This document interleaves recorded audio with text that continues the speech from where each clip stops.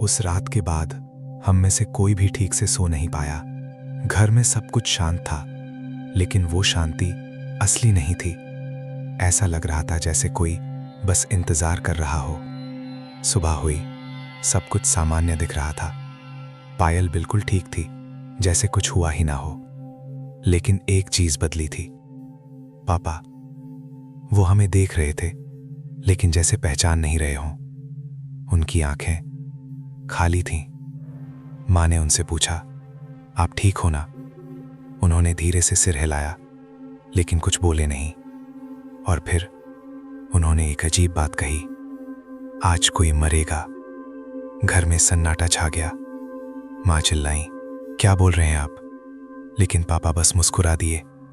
वो मुस्कान इंसानी नहीं थी। उसके बाद उन्होंने खाना छोड़ दिया, पानी तक नहीं पिया, बस बैठे रहते और कभी कभी हवा में देखते हुए हंसते। मैंने हिम्मत करके पूछा, पापा आपको क्या हो गया है? उन्होंने धीरे धीरे मेरी तरफ देखा और बहुत ही धीमी आवाज में बोले, तू समझ नहीं पाएगा। उस रात कुछ बहुत बुरा होने वाला था। रात के करीब अचानक बिजली चली गई। पूरा घर अंधेरे में डूब गया। मां ने मोमबत्ती जलाई। हम तीनों एक साथ बैठे थे। पापा गायब थे। वो कहां गए? मां ने घबरा कर पूछा। मैंने पूरे घर में ढूंढा, लेकिन वो कहीं नहीं थे। फिर ऊपर वाले कमरे से आवाज आई, धीरे धीरे कुछ घसीटने की आवाज। मेरा दिल तेज धड़कने लगा।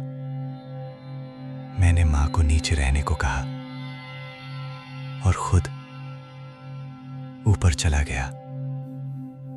जैसे ही मैं सीढ़ियों पर पहुंचा, मुझे किसी के रोने की आवाज आई।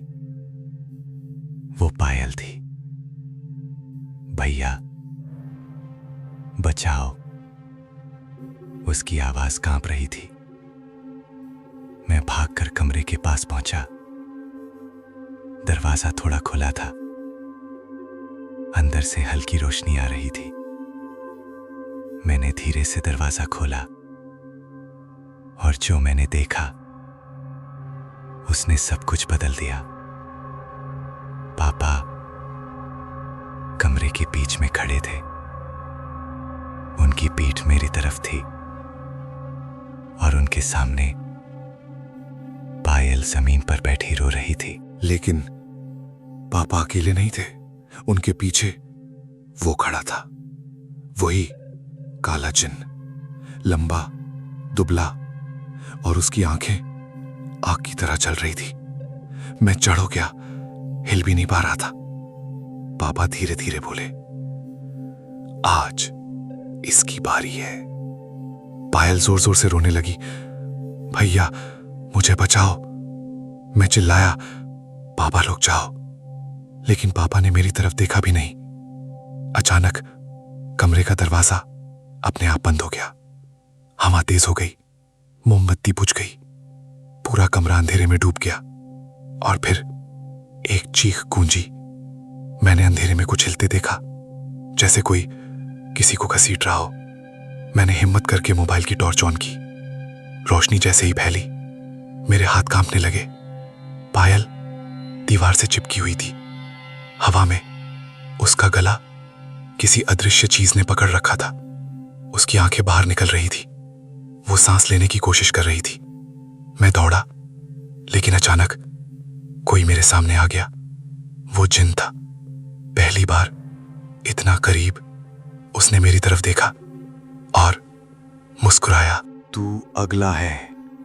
मैं पीछे गिर गया और उसी पल पायल की चीख अचानक बंद हो गई। सब कुछ शांत हो गया। जब मैंने दोबारा देखा, पायल जमीन पर पड़ी थी, बिल्कुल चुप। उसकी आंखें खुली हुई थीं, लेकिन उनमें अब कुछ नहीं था। मैं उसके पास गया, हाथ लगाया, ठंडा, वो मर चुकी थी।